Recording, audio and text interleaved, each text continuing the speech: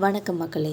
இன்றைக்கி நம்ம இந்த வீடியோவில் நாட்டாமை படத்தில் மிச்சர் சாப்பிட்ற வேடத்தில் நடித்த அந்த ஒரு நபரை பற்றி தான் ரொம்ப விரிவான ஒரு தொகுப்பாக பார்க்கலாம் வாங்க. இந்த நபரை பற்றி KS ரவிக்குமார் அவர்களே ரொம்ப ஓப்பன் டாக்காக பேசியிருக்காங்க. அதாவது KS ரவிக்குமாரோட இயக்கத்தில் 1994 நடிகர் சரத்குமார், குஷ்பு, மீனா, கவுண்டமணி, செந்தில், பொன்னம்பலம் இவங்களோட நடிப்பில் வெளியான திரைப்படம் தான் நாட்டாமைன்ற திரைப்படம். நாட்டாமை திரைப்படத்தில் செந்தில் தந்தையாகவும் கவுண்டமணி மகனாகவும் நடிச்சிருப்பாங்க. இவங்களுக்கு இடையில் நடக்கிற ஒரு காமெடி தான் இன்றைக்குமே ஃபேமஸான ஒரு காமெடின்னு கூட சொல்லலாம். நடிகர் கவுண்டமணிக்கு பெண் பார்க்குற போகிற இடத்துல இருக்கிற பெண்களுக்கிட்டலாம் நடிகர் செந்தில் அவர்கள் சில்மிசம் காட்டுற ஒரு தந்தையாக நடிச்சிருப்பாங்க. இந்த மாதிரி காட்சிகளில் நடிகர் கவுண்டமணி செந்திலை பார்த்து டேய் தகப்பான்னு சொல்கிற காட்சிகள்லாம் இன்றைக்கி பார்த்தாலும் நம்மளை வயிறு குலுங்க சிரிக்க வைக்கும்னே சொல்லலாம்.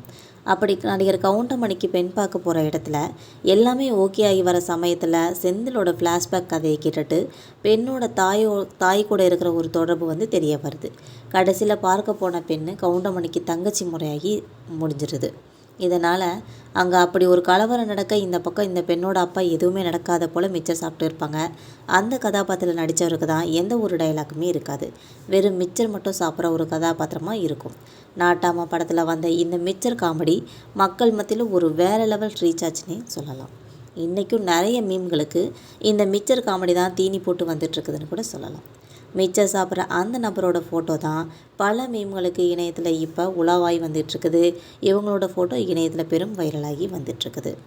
அந்த மிச்சர் காமெடியில் மிச்சர் சாப்பிட்ற அந்த நபர் வேறு யாரும் இல்லை, அந்த கதாபாத்திரத்தில் நடிக்கிற வாய்ப்பு அவருக்கு எப்படி கிடைச்சது? பல வருஷம் கழித்து படத்தோட இயக்குனர் KS ரவிக்குமார் அவர்கள் மிச்சர் கதாபாத்திரத்தில் நடித்து அந்த நடிகரை பற்றின ஒரு ரகசியத்தை சொல்லியிருக்காங்க. அவங்க சொல்லும்போது அந்த கதாபாத்திரத்தில் நடித்தவங்க ஒரு எலக்ட்ரிஷியன். நான் இந்த நம்பர் லைட்டை ஆன் பண்ணுங்கன்னு சொன்னால் ஆன் பண்ணுவார், ஆஃப் பண்ணுங்கன்னு சொன்னால் ஆஃப் பண்ணுவார். அதுதான் அவரோட வேலை. வேறு எந்த வேலையும் செய்ய மாட்டார். அதே இடத்துல தான் உட்காந்துருப்பார். அவரை அழைச்சி அந்த நாட்டாமை படத்தில் ஒரு பட்டையை போட்டு கையில் மிச்சரை கொடுத்து அசை போட சொல்லி நடிக்க வச்சேன். படம் வழியாகி அவருக்கு பெரிய வரவேற்பு கிடைச்சிச்சு. அப்புறமா என்னோட வீட்டில் பார்த்தாரு என்னைய. இதுக்கப்புறமா அவரை மீம்ஸில் தான் பார்த்து வந்துட்டுருக்கேன் இப்போன்னு சொல்லி மிச்சர் கதாபாத்திரத்தில் நடித்தவரை பற்றி KS ரவிக்குமார் அவர்களே மனம் திறந்து பேசியிருக்காங்க. அந்த காலகட்டத்தில் KS ரவிக்குமார் இயக்குன நிறைய படங்கள் வெளியாகி பயங்கர ஹிட்டும் அடிச்சிருக்கு. அதில் ரஜினிகாந்த் நடித்த படையப்பா படம்லாம் மாபெரும் வெற்றினே சொல்லலாம். இந்த படத்துக்கு அப்புறமா KS ரவிக்குமாரோட லெவலே வேறே ஆயிடுச்சுன்னு சொல்லலாம்.